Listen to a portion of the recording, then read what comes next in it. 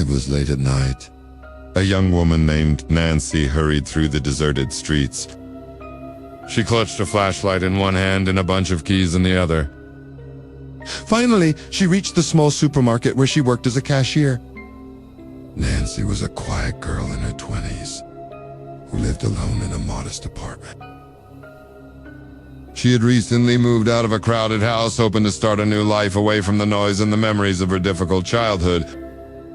For weeks now, she had noticed a strange man visiting the store. He would always arrive just minutes before closing time, buy something small, a pack of gum or a bottle of water, and then stare at her. He rarely spoke, and his cold eyes followed her every move until she left. One evening, as Nancy was locking up the store, she saw him again. But this time he didn't come in. He just sat in his car in the parking lot and stared intently at the store's entrance. She couldn't shake the feeling that he was waiting for her. Nerves tingling, Nancy quickly finished closing the store and left. But the unease didn't leave her. That night, Nancy returned home, locked the door, double-checked the windows, and, as always, locked her bedroom door from the inside.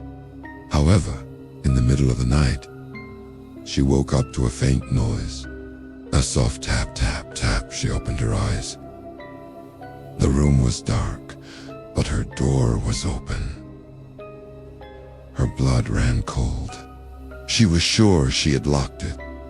Slowly getting up, she walked toward the door, her heart pounding in her chest.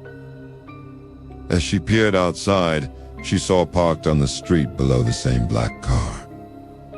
The lights were off, but the engine was running. In a panic, she rushed to call the police, but her phone was gone. She couldn't remember taking it off before going to bed. Frantically, she searched for her phone, but it was nowhere to be found. Along with her phone, her keys and wallet were also missing. Then she heard it again. A faint rustling sound coming from her closet. Trembling, she crept toward the closet and slowly opened the door. A moment of silence hung in the air. Then suddenly, a man lunged out, grabbing her. Screaming, Nancy fought back with everything she had, kicking and scratching at the intruder.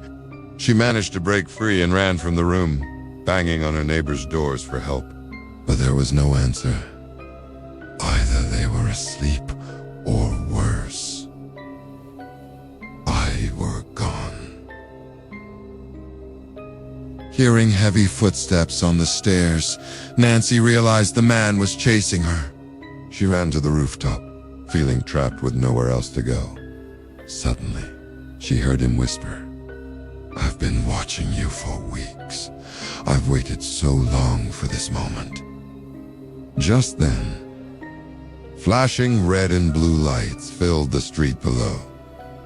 A neighbor had seen the black car and called the police. The officers quickly arrested the man. Upon searching his vehicle, they found hidden cameras and dozens of photos of Nancy.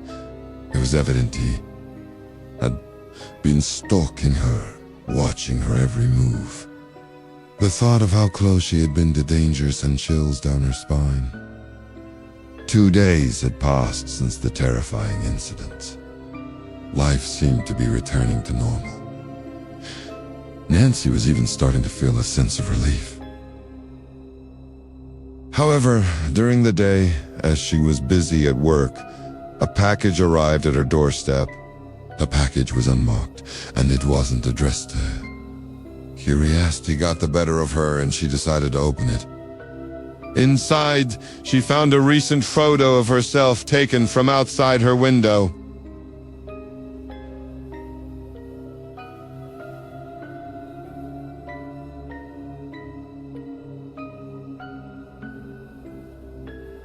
There was no note or any indication of who had sent it.